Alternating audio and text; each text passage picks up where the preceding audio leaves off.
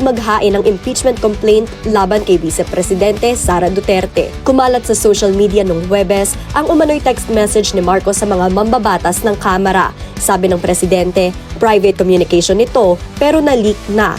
Paliwanag niya, hindi importante ang pagpapatalsik sa Vice Presidente.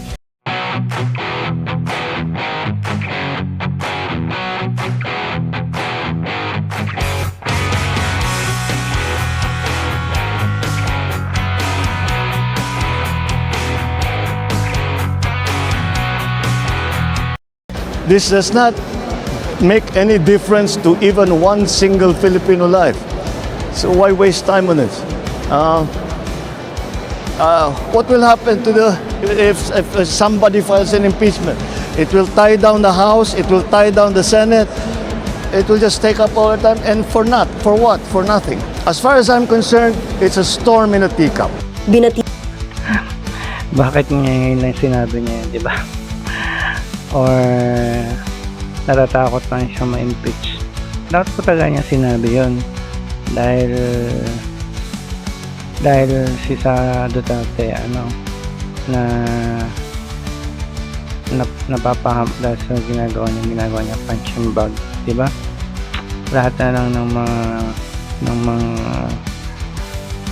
may anomalya ay na ginagalawan nila si Sara Duterte lumalabas. Tapos yun, nagiging Trojan horse pa yung kapatid niya. Bakit ngayon lang niya sinasabi yan? Dapat matagal niya sinabi yan, di ba? Oh, anong ginawa niya? Ngayon lang niya sinasabi yun dahil nagagayat na si Sara na naging seryoso na. Gusto nga lang ni Sara ng tahimik tapos ngayon na sasabihin, di ba? Anong logic doon? Tagad si Marcos may talaga may yata tama. Yun